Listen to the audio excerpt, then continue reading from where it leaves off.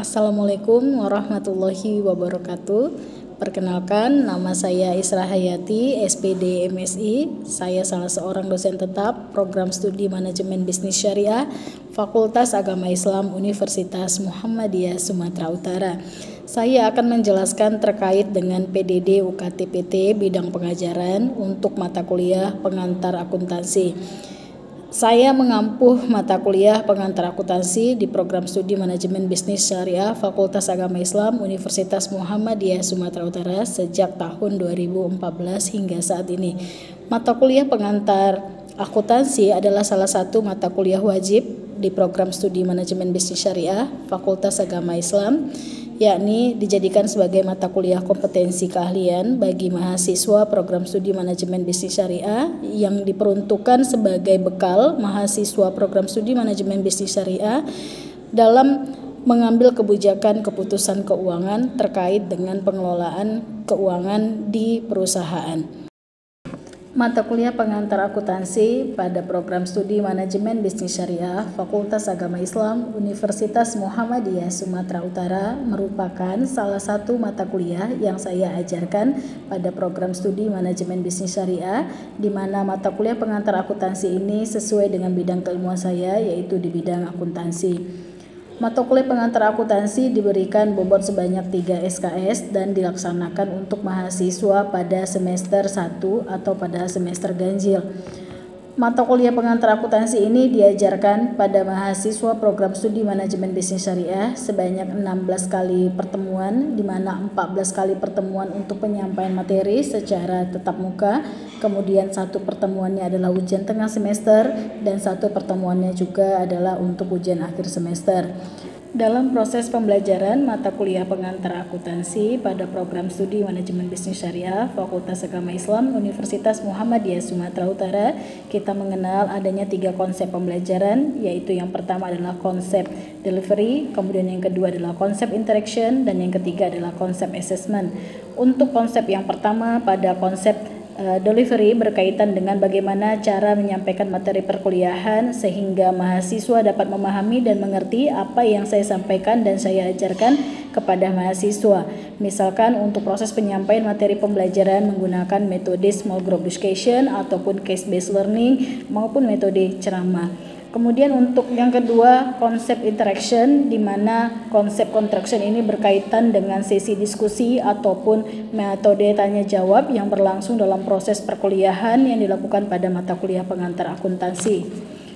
Konsep yang ketiga yaitu konsep assessment, yakni pada konsep ini saya melakukan penilaian ataupun assessment kepada mahasiswa. Untuk yang pertama adalah kehadiran dengan bobot penilaian sebanyak 10%. Kemudian yang kedua adalah penilaian sikap dengan bobot sebanyak 10%. Kemudian penilaian dari ujian tengah semester ini sebanyak 30%. Kemudian ujian akhir semester sebanyak 30%. Kemudian penilaian tugas mandiri atau praktek sebanyak 10%. Dan terakhir penilaian dari tugas terstruktur, yakni dari tugas teori report, materi report, dan jurnal report, serta mini research yang diberikan juga bobot 10%, sehingga total penilaian dari keseluruhan asesmen kepada mahasiswa sebanyak 100%.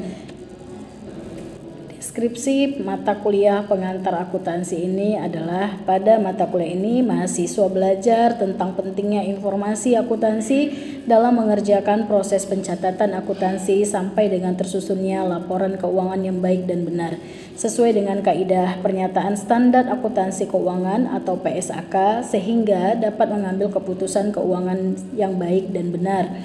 Capaian pembelajaran mata kuliah pengantar akuntansi yaitu yang pertama menunjukkan sikap bertanggung jawab atas pekerjaan bidang keahliannya secara mandiri, kemudian yang kedua menguasai pengetahuan dan langkah-langkah dalam mengembangkan pemikiran kritis, logis, kreatif, inovatif, dan sistematis serta memiliki keinginan tahuan intelektual untuk memecahkan masalah. Kemudian yang ketiga, mampu mengambil keputusan secara tepat dalam konteks penyelesaian masalah di bidang keahliannya berdasarkan hasil analisis informasi dan data.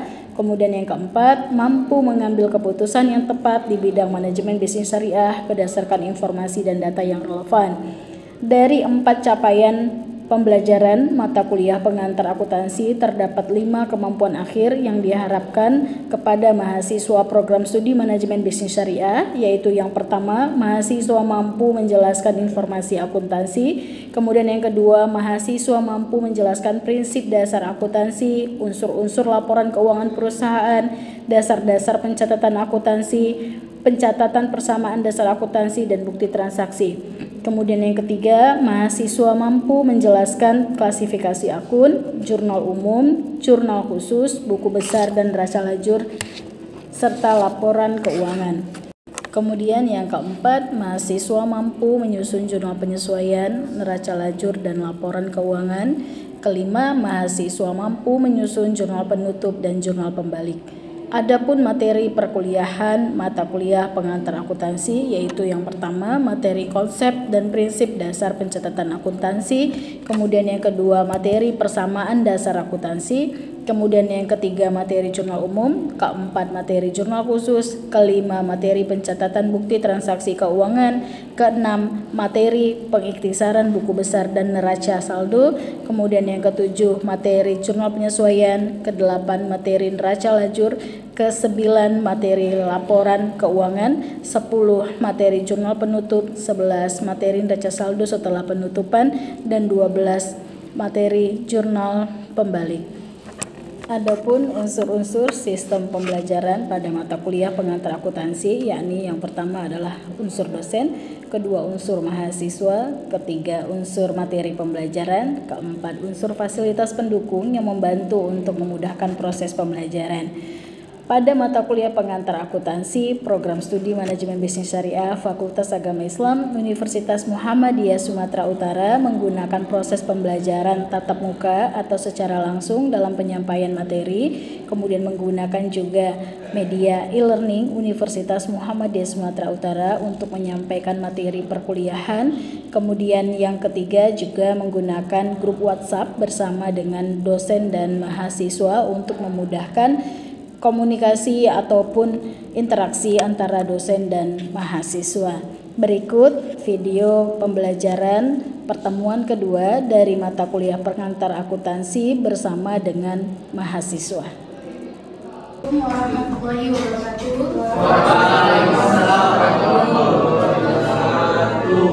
Alhamdulillahirrahmanirrahim. Wassalatu wassalamu ala asrofil anbiya'i wal mursalin wa ala alihi wa sahbihi ajma'in. Yang Ibu sayangi dan Ibu semuanya, pada hari ini senang bertemu Anda kembali di pertemuan kita yang kedua dengan mata kuliah pengantar akuntansi. Sebelum kita mulai perkuliahan kita pada pagi hari ini, kepada Nanda relator Lutfi pimpin doa dulu biar kita mendapatkan barokah dari materi yang kita pelajari pada pagi hari ini. Silakan Lutfi. Baik, sebelum kita mulai, sebelum kita berdoa dimulai. A'udzubillahi minasyaitonirrajim. Bismillahirrahmanirrahim. Raditu billahi rabba wa bil islami dina wa bi Muhammadin nabiyya wa rasulah. Rabbi zidni ilman warzuqni fahman walhamdulillahi rabbil alamin. Ya, terima kasih Nanda Lutfi. Ibu absensi dulu baru kita mulai untuk materi kita. Pertama, Rianto hadir. Hadir, Bu. Muhammad Rifaldi. Hadir, Bu. Elva hadir. Hadir, Bu. Retno. Ya, alhamdulillah hadir semuanya pada pagi hari ini. Kita masuk materi kita pada pagi hari ini berkaitan dengan materi persamaan dasar akuntansi. Materi pertemuan kita yang kedua pada pagi hari ini adalah lanjutan dari materi yang pertama. Kemarin kita belajar pengenalan tentang akuntansi. Siapa yang masih ingat, Nak, akuntansi materi minggu lalu itu tentang apa, Nak? Silakan. Persamaan yang menggambarkan harta perusahaan. Oke. Kalau Ade menyampaikan akuntansi itu adalah bentuknya persamaan atau pencatatan akuntansi yang menggambarkan posisi keuangan perusahaan. Ya, betul sekali jawabannya Ade. Akuntansi ini adalah seni untuk kita mencatat transaksi keuangan perusahaan sehingga kita bisa mengetahui kekayaan keuangan perusahaan bentuknya seperti apa. Materi lanjutan kita untuk pertemuan kedua pada pagi hari ini berkaitan dengan persamaan dasar akuntansi. Persamaan dasar akuntansi ini, Nak, adalah persamaan yang menggambarkan posisi keuangan perusahaan sehingga kita bisa mengetahui perusahaan kita ini jumlah kekayaannya sama nggak dengan jumlah sumber kekayaan harta perusahaan kita. Oke, untuk apa sih Bu materi ini diajarkan di mata kuliah pengantar akuntansi dan hubungannya dengan program studi? Ananda, program studinya adalah manajemen bisnis syariah, di mana luaran nanti Ananda menjadi seorang praktisi di bidang manajemen bisnis syariah, berarti menjadi seorang manajer, bisa menjadi entrepreneur, memerlukan catatan keuangan untuk usaha yang nanti Ananda akan jalankan. Atau ketika menjadi praktisi juga harus pahami posisi keuangan perusahaan ini sebenarnya baik atau buruk, atau bisa mencatat sendiri, menjadi akuntannya sendiri. Jadi mata kuliah atau materi pencatatan persamaan dasar akuntansi ini juga sebagai bekal Anda untuk menjadi praktisi di program studi yang merupakan output dari program studi manajemen bisnis syariah. Apabila menjadi seorang manajer, entrepreneur juga harus bisa mengetahui usaha yang sedang dijalankan ini oleh Anda ini memperoleh keuntungan atau rugi nih usahanya, maka juga harus paham. Oke, nah materi kita yang sekarang adalah materi catatan akuntansi sederhana berkaitan dengan persamaan dasar akuntansi. Persamaan dasar akuntansi tadi si Adi sudah mengatakan persamaan menggambarkan jumlah kekayaan perusahaan ini harus sama nih dengan jumlah sumber hartanya. Sumber harta perusahaan itu dari mana saja? Ada yang tahu nggak? Harta kita bersumber dari, bisa jadi dari iya, bisa jadi dari pendapatan usaha, boleh. Sebelum terjadi pendapatan usaha, berarti usaha kita harus punya apa nih? Yes, good, benar. Harus punya modal. Jadi jumlah harta kita sumbernya berasal dari modal usaha. Kalau posisinya adalah sama, apa yang kita miliki sekarang sama dengan modal usaha kita, berarti posisi keuangan kita bagus. Artinya harta yang kita miliki ini sama dengan sumber hartanya. Kalau catatan kita sudah benar, sumber harta kita ini sama dengan jumlah sumber hartanya, berarti kan dari harta sama dengan modal. Ya, kalau jumlahnya ini sama, berarti ini disebut dengan catatannya sudah benar atau tidak ada kesalahan dalam pencatatan transaksi keuangan. Oke, secara teori, persamaan dasar akuntansi ini seperti yang Ibu paparkan di bahan kita pada bagian ini. Persamaan akuntansi adalah persamaan yang menggambarkan sumber kekayaan harta perusahaan ini sama jumlahnya dengan sumber harta perusahaan. Berarti kalau kita gambarkan persamaannya,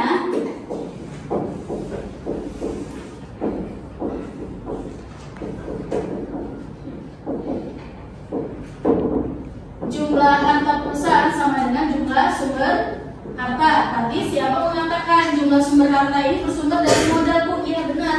Jumlah harta perusahaan ini sama dengan jumlah modal perusahaan. Sumber harta itu tidak hanya dari modal, tapi juga bisa dari pinjaman, sehingga usaha ini bisa berjalan. Awal perusahaan ini berdiri bisa dari bersumber dari modal usaha si pemilik modal, atau juga bisa dari pinjam. Berarti bisa berjumlah dari utang, juga bisa berjumlah dari modal ini sendiri. Bu, kalau satu aja sumbernya boleh nggak? Boleh, ya. Oke, kita lihat untuk rumus persamaannya. Jadi kalau kita mencatat transaksi keuangan untuk perusahaan yang masih perusahaan kecil, kita bisa menggunakan catatan persamaan dasar akuntansi ini sebagai bentuk catatan harian keuangan usaha. Kakak sama Bang Andika nanti menjadi seorang praktisi. Untuk mengetahui usaha ini catatannya, catatan akuntansi transaksi keuangan ini laba atau rugi, bisa dari persamaan dasar akuntansi. Oke, rumusnya jumlah aktiva itu adalah harta, pasiva ini adalah sumber kekayaan harta. Jumlah aktiva sama dengan jumlah pasiva. Kalau ini catatan akuntansi kita benar, catatan transaksi keuangan kita benar, berarti catatan keuangan kita sudah benar. Oke, kemudian jumlah harta atau aktiva tadi itu sama dengan nama perkiraan akuntansinya disebut dengan aset atau aktiva sama. Jumlah harta yang aset sama dengan liabilitas tambah ekuitas. Liabilitas itu adalah utang, ekuitas itu adalah modal. Oke, kalau kita mau tahu catatan utang kita ada berapa, berarti jumlah harta kurangi dengan jumlah modal. Atau kita mau mengetahui jumlah modal kita ini ada berapa nih sebenarnya, maka jumlah harta kurangi dengan jumlah utang. Untuk contoh transaksi keuangan yang bisa kita gunakan di persamaan dasar akuntansi yaitu, perhatikan, perusahaan ATC memiliki aset sebesar Rp100.000 dan jumlah liabilitasnya senilai Rp50.000. Maka berapa jumlah modalnya? Maka kalau kita buat catatan akuntansinya jumlah harta kita ada 100.000, utang kita ada 50.000, berarti jumlah harta kita 100.000 ini bersumber dari utang 50.000 dan bersumber dari modal sebesar 50.000. Maka rumusnya jumlah asetnya 100.000 sama dengan jumlahnya liabilitas atau utangnya 50.000 ditambah dengan ekuitas yang belum diketahui. Maka untuk tahu ekuitasnya berapa, 100.000 kurangi dengan 50.000. Maka jumlah ekuitas 50.000. Kalau kita susun dalam bentuk rumus ini berarti jumlah harta 100.000 bersumber dari jumlah utang berapa nak? 50. Iya, ditambah dengan modalnya berapa tadi? 50. Iya, 50.000, benar sekali. Berarti jumlahnya sama-sama 100.000. Jumlah harta 100.000 sama dengan jumlah utang 50.000 tambah modal 50.000, jumlahnya juga sama-sama 100.000. Kalau catatan kiri dan kanan antara aktiva dan pasiva ini balance atau sama, berarti catatan kita sudah benar. Dari catatan ini nanti bisa kita menghasilkan laporan keuangan untuk mengetahui usaha kita ini laba atau rugi. Bu, contohnya seperti apa Bu catatannya? Contohnya seperti ini. Oke, perhatikan. Tabel persamaan dasar akuntansi bentuknya seperti ini, bisa kakak abang catat untuk di pembukuan keuangan harian. Nanti saldo akhirnya dari laporan inilah yang kita masukkan di laporan keuangan. Coba perhatikan. Jumlah aktiva, kolomnya ada aktiva dan ada pasiva. Aktiva tadi apa nak? Harta. Pasiva tadi apa? Utang dan modal. Ya, benar. Terus jawabannya. Jumlah harta sama dengan pasiva. Kalau kolom harta dengan kolom kewajiban dan modal ini balance totalnya, maka catatan akuntansi kita benar, atau persamaan dasar akuntansi kita ini benar catatannya. Contoh, transaksinya ini ada 5 transaksi. Kita catat setiap masing-masing tanggalnya. Kita perhatikan, kolom harta ada berapa perkiraan?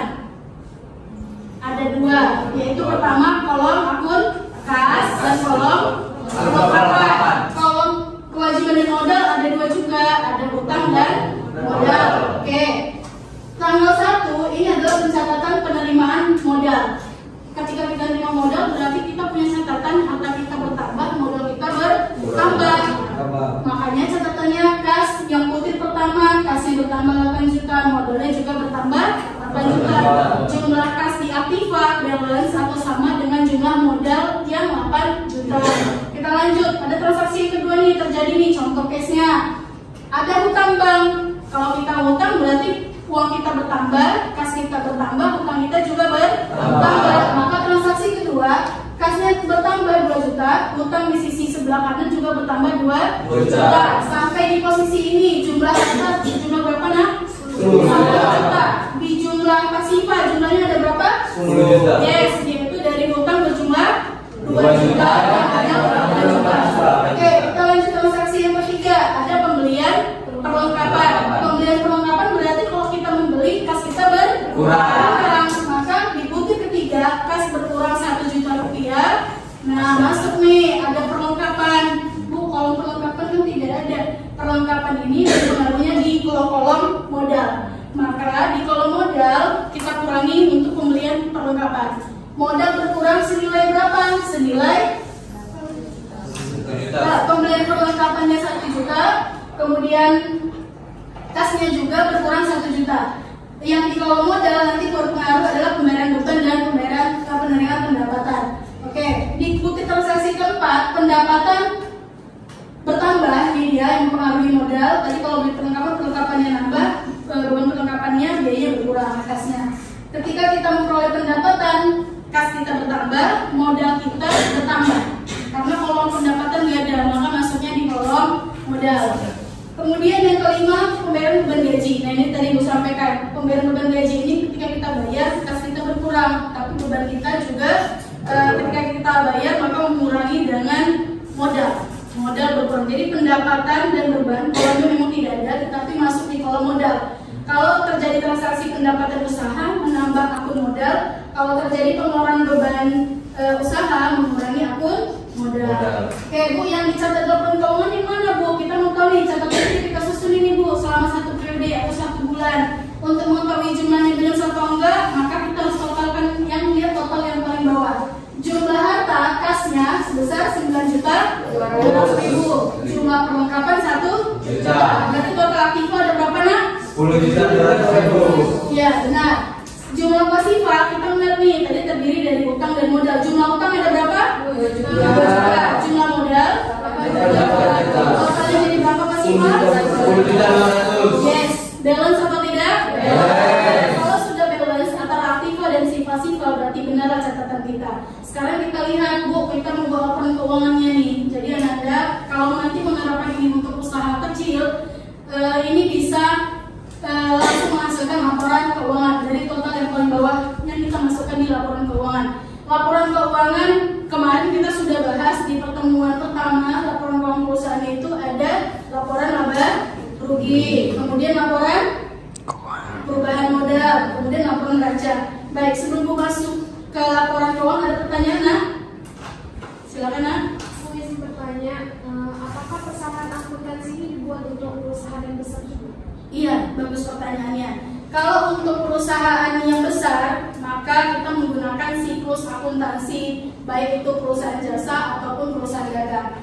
Pencatatan persamaan dasar akuntansi ini bisa kita lakukan apabila transaksi yang terjadi selama satu periode itu sedikit atau digunakan oleh usaha kecil atau usaha menengah. Tapi kalau sudah perusahaan besar, ini tidak bisa menggunakan persamaan dasar akuntansi. Harus lengkap siklusnya, dimulai dari pencatatan jurnal, buku besar, kemudian neraca saldo, neraca lajur, laporan keuangan, kemudian jurnal penutup, neraca saldo setelah penutupan, maka ini tidak bisa digunakan. Paham, Luciana? Iya, bagus pertanyaannya. Ada lagi mau pertanyaan lain? Iya, silakan. Kalau ada pendapatan persamaannya, pencatatannya masuk. Iya, baik. Terima kasih Ananda pertanyaannya. Ari, bagus sekali pertanyaannya.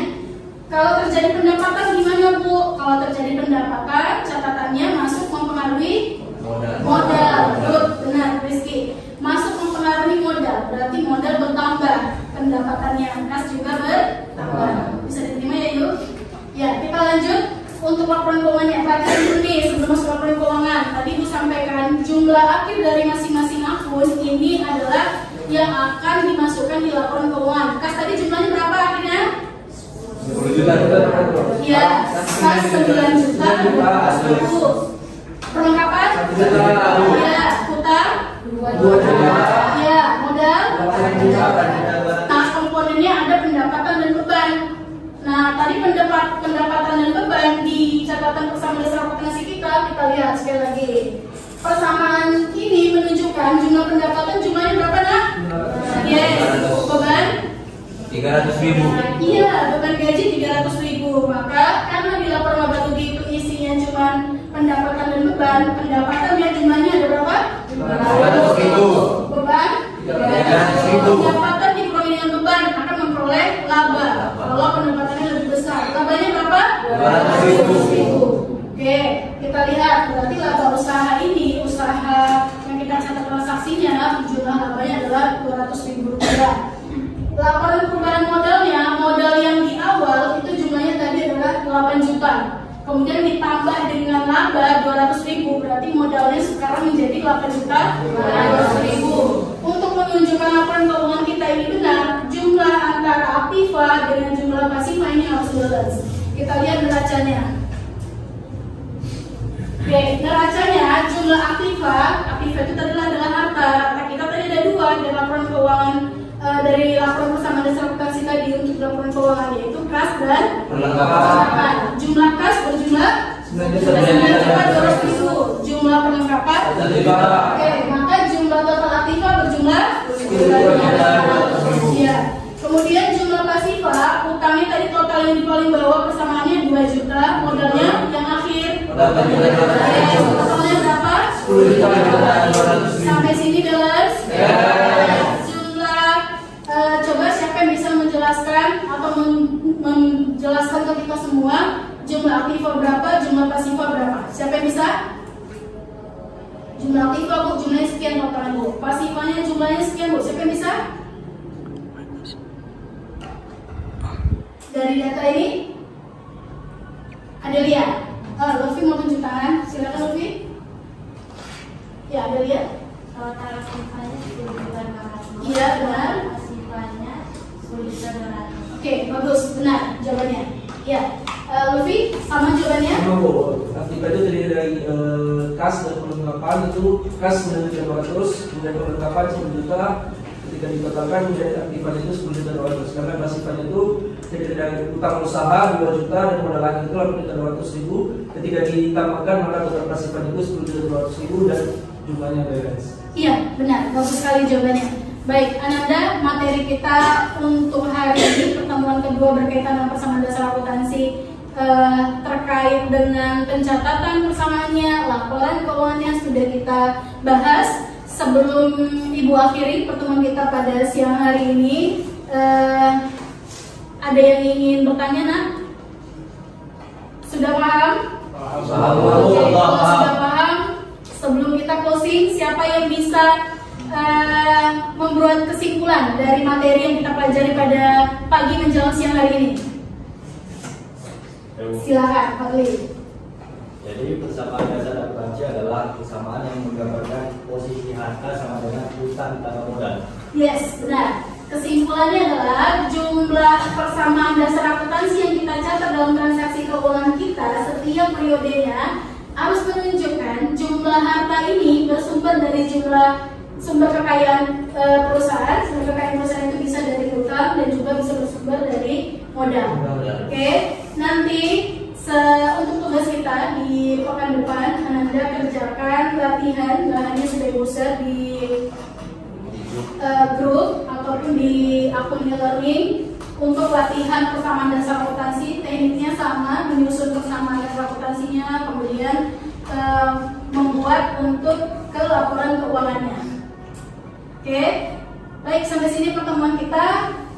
Sebelum Ibu akhiri, untuk di pekan depan nanti pertemuan ketiga, materi kita berkaitan dengan bukti transaksi. Silakan dibaca untuk materi yang ada di buku modul berkaitan dengan bukti transaksi, sehingga nanti ketika Ibu menjelaskan pekan depan tetap seperti ini update-nya. Ibu tutup pertemuan kita sampai sini dengan lafaz hamdalah. Wassalamualaikum warahmatullahi wabarakatuh.